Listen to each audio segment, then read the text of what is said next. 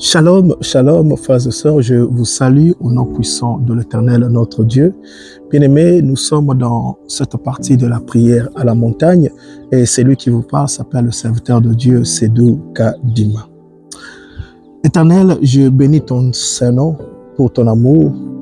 Roi de rois, créateur incréé, je dis merci. Merci parce que tu nous permets de revenir encore, Seigneur, dans ta présence pour apprendre ta parole. Laisse que ton esprit puisse nous aider à discerner et à mettre en pratique. Que la gloire te revienne au nom de Jésus. Hosanna, Hosanna. Comme je le dis toujours, si nous sommes ici, c'est pour la gloire de l'Éternel, car le royaume des cieux, la vie éternelle en Jésus-Christ est réelle. Mon frère, ma sœur, nous vivons le temps de la fin et c'est l'heure de rechercher le royaume des cieux. Toi qui as compris l'Éternel, mon Dieu, vous bénisse. Nous sommes en train de parler de la puissance de la parole. C'est quoi la puissance de la parole? Pourquoi c'est important? Que devons-nous comprendre par là et que devons-nous faire? Aujourd'hui, nous sommes dans la deuxième partie de notre thème et je bénis l'Éternel parce que, bien aimé, il s'agit ici d'un sujet très important, de quelque chose qui est primordial, quelque chose que tout le monde, sans exception, nous sommes contraints d'apprendre, de comprendre le rôle, la place, la valeur de la parole. Parce que la Bible nous fait voir que tout a été créé par la parole. C'est-à-dire, nous sommes l'œuvre de la parole de l'Éternel. Et l'Éternel aussi nous a donné la parole. Nous sommes aussi capables de prononcer la parole. Mais qu'est-ce que cela signifie pour nous? Quelle est la place maintenant de la parole que l'Éternel t'a donnée? Parce que toi aussi tu parles. Est-ce que le fait de parler pour toi, c'est seulement pour communiquer? Est-ce que pour toi, la parole est seulement verbale? Ou il y a d'autres aspects de la parole que toi aussi, tu es censé de comprendre? C'est ici où l'Éternel veut tous nous aider. Parce que comme je l'avais énuméré dans la première partie, la parole joue un rôle très important, voire principal dans la vie des hommes. Parce que la parole que nous prononçons, elle est esprit, elle se manifeste comme une semence et elle se manifeste comme une clé. Mais quand est-ce que la parole se manifeste comme un esprit? Quand est-ce que la parole se manifeste comme une semence? Quand est-ce que la parole que toi tu prononces se manifeste comme une clé? Et qu'est-ce que cela signifie? Et qu'est-ce que toi tu dois comprendre? Je veux faire juste un petit rappel et après on va aller dans le vif de notre sujet. La première des choses que quelqu'un doit se rappeler, bien aimé, la parole est un instrument spirituel. La parole que nous prononçons est un instrument spirituel. Et la parole ne se manifeste pas seulement de manière verbale. La parole se manifeste de plusieurs manières. Que ça soit écrite, que ça soit bien aimé pratique, que ça soit verbal ou bien juste expression, bien aimé, la parole reste spirituelle. Alléluia. Aussi, parce qu'elle est spirituelle, ta parole peut te représenter même lorsque toi tu n'es pas là. De la même manière, nous reconnaissons l'omniprésence de l'Éternel par sa parole. De la même manière, ta parole aussi peut te représenter même lorsque toi tu n'es pas là. Et ça, c'est là où ça devient très important pour quelqu'un de comprendre le rôle maintenant de la parole, surtout dans le niveau spirituel. Parce que lorsque toi tu n'es pas là, ta parole devient toi. Imagine maintenant qu'est-ce qui peut se passer ou qu'est-ce qui se passe réellement. Pour te montrer que lorsqu'une parole sort de ta bouche, elle va pour aller accomplir quelque chose. De la même manière, l'Éternel lui-même a comparé sa parole à la pluie, à la neige. Lorsqu'elle tombe, c'est pour produire quelque chose. Elle ne peut pas revenir sans avoir accompli la volonté de l'Éternel. Mais si tu regardes très bien, tout cela se passe dans le spirituel. Et tout ce que nous verrons après serait que le reflet de ce qui a été déjà manifester dans le spirituel. D'où le premier aspect très important, c'est de comprendre comment est-ce que la parole se manifeste comme un esprit. Je vous donne Jean 6, 63. Je vous donne Matthieu chapitre 10, le verset 20. J'ajouterai aussi Matthieu chapitre 12, le verset 36 à 37. J'ai dit Jean chapitre 6, le verset 63, Matthieu chapitre 10, le verset 20 et Matthieu chapitre 12, le verset 36 à 37. Bien-aimé, la parole est spirituelle. Alléluia. Et la parole nous accompagne dans tout ce que nous faisons. Bon ou mauvais, dans la lumière ou dans les ténèbres, la parole nous accompagne dans toutes choses. Nous utilisons la parole pour communiquer. Nous utilisons aussi la parole pour convaincre, pour demander, pour réunir et pour accomplir plusieurs activités, plusieurs choses. Seulement, la parole qui sort sans une puissance, sans un support spirituel, cette parole n'aura jamais d'autorité. Pourquoi? Parce que l'homme est fait de 3 états, corps, âme et esprit. Seulement, l'esprit de l'homme est très faible à cause de la nature de l'homme dans le monde, à cause du péché et de la mort, à cause de tout ce qui entoure l'homme. Ce qui fait que la parole de l'homme ne peut pas se manifester avec autorité, avec puissance devant le mauvais esprit, si cette parole n'est pas accompagnée avec l'esprit de Dieu. Regardez avec moi, je suis dans Matthieu chapitre 4, le verset 1 jusqu'à 4. Vous pouvez même continuer jusqu'à 6 à 10. Bien, mais nous voyons le Seigneur Jésus-Christ conduit dans le désert pour être tenté. Mais si vous regardez le combat spirituel qui se passe entre le Seigneur Jésus et le diable, c'était un combat de la connaissance de la parole. Le combat était tellement spirituel, tellement fort, mais tout se faisait avec la parole.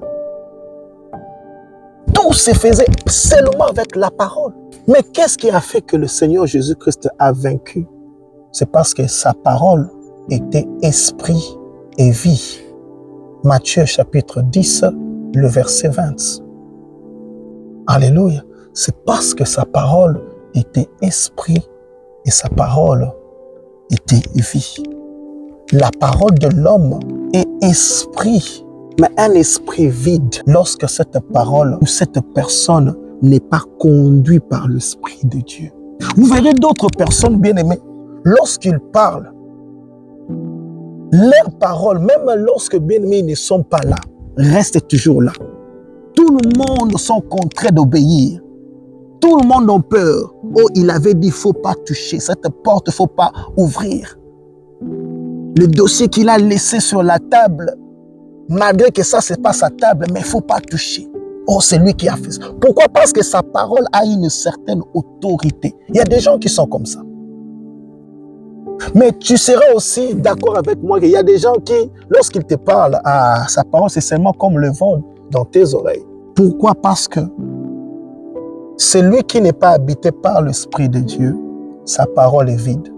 Sa parole n'aura pas d'autorité, sa parole n'aura pas de puissance. Mais lorsque tu es habité, conduit par l'Esprit de Dieu, ce qui se passe, tout ce qui sort de ta bouche, c'est la manifestation de la puissance de l'Esprit de Dieu. Le Seigneur Jésus-Christ a dit aux disciples, même lorsqu'on vous mènera devant de gouverneurs, de tribunaux, n'ayez pas peur de ce que vous aurez à dire, car l'Esprit de votre Père, l'Esprit de l'Éternel, parlera en vous. Qu'est-ce que cela signifie? L'Esprit de l'Éternel parlera en vous. Moi, je serai ici, devant mes oppresseurs, en train de parler. Ma parole aura de l'autorité parce que c'est l'Esprit de Dieu qui parlera en moi. Or, lorsque l'Esprit de Dieu parle en moi, la parole qui sort de ma bouche se manifeste comme l'Esprit de Dieu devant mes oppresseurs. Alléluia. La parole qui sortira de ma bouche se manifestera comme la puissance de l'Esprit de l'Éternel devant mes ennemis. Imagine maintenant l'Esprit de Dieu devant tes ennemis. Est-ce qu'ils vont tenir? Jamais. Ici, c'est là où quelqu'un doit rechercher l'Esprit de Dieu en lui. Ici, c'est là où quelqu'un doit apprendre à ne plus attrister le Saint-Esprit en lui.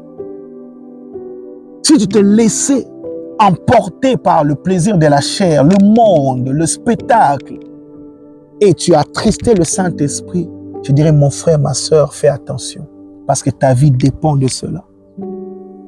Imagine maintenant que tu as un problème avec quelqu'un qui est dans l'occultisme, quelqu'un qui est dans la magie, dans la sorcellerie.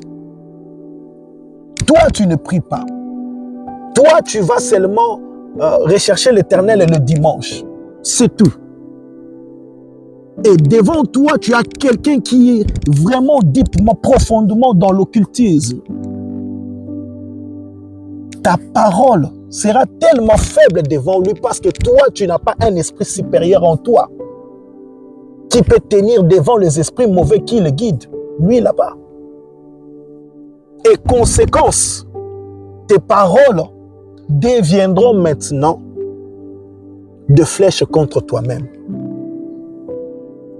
Tes paroles deviendront maintenant des issues, de portes que tes ennemis vont utiliser contre toi-même. C'est pourquoi vous voyez d'autres gens être envoûtés à cause de leurs propres paroles. C'est pourquoi vous voyez d'autres gens tomber malades, mourir, être bloqués, ne plus être capables d'avancer à cause de leurs propres paroles. Tu parles beaucoup, mais ta parole n'est pas soutenue par l'Esprit de Dieu et ta parole ne se manifeste pas comme un esprit de l'Éternel. Devant tes ennemis, tu n'auras pas de victoire. Tu n'as pas la chance, la grâce de gagner. Ce soir, je vais encourager quelqu'un à rechercher la présence du Saint-Esprit en lui et laisser l'Esprit de Dieu te donner des mots qu'il faut partout et dans toutes les circonstances. Je prie que l'Éternel puisse t'apprendre à comment parler avec son esprit. Je prie que l'Éternel puisse t'apprendre comment parler et manifester la puissance du Saint-Esprit lorsque tu parles. Je prie que l'Éternel puisse t'accorder la parole d'autorité au nom de Jésus. Vous savez que quelqu'un pour être élevé, même dans le travail, tu as besoin de la parole. Même pour entrer dans le mariage, tu as besoin de la parole. Qu'on puisse t'accepter dans une relation, tu as besoin de parler, tu dois parler. N'est-ce pas? Qu'on puisse te faire confiance, tu dois parler et tu dois bien parler. On ne peut que bien parler si on est aidé, accompagné par l'Esprit de Dieu. Parce que l'Esprit de Dieu te donne la sagesse, l'intelligence, te donnera la connaissance que tu n'avais pas. L'Esprit de Dieu parlera en toi devant tes ennemis. L'Esprit de Dieu te donnera la victoire dans le combat de la parole. Que l'Éternel, mon Dieu, vous bénisse. Bien-aimés, pour aujourd'hui, on va s'arrêter ici. On reviendra prochainement maintenant pour expliquer à quelqu'un comment est-ce que la parole se manifeste comme une clé spirituelle, comme une sémence spirituelle. Alors ça, c'est encore très important. Mais avant tout, je vais prier pour toi avant qu'on puisse se clôturer. Éternel, toi qui es roi de rois, ta parole me dit, les paroles que je vous ai dites sont esprit et vie. Je prie ce soir, à cause de ta parole, à cause de ton amour, à cause de ta puissance, que quelqu'un puisse apprendre comment parler avec ton esprit. Comment, Seigneur, manifester la puissance de ta parole au moyen de ton esprit À tout moment qu'il parlera, même lorsqu'il ne sera pas là, que la puissance de ton esprit puisse accompagner sa parole et représenter ses paroles au nom de Jésus. Père, que cette parole puisse réveiller quelqu'un du sommeil du péché, le rapprocher de toi, éclairer sa vie, éclairer sa famille, lui donner ta protection, ta victoire au nom de Jésus. Protège ton peuple et que ton nom saint des saints soit glorifié dans nos vies, glorifié dans ce programme. Je dis encore merci éternel au nom de Jésus. Hosanna, Hosanna, Hosanna.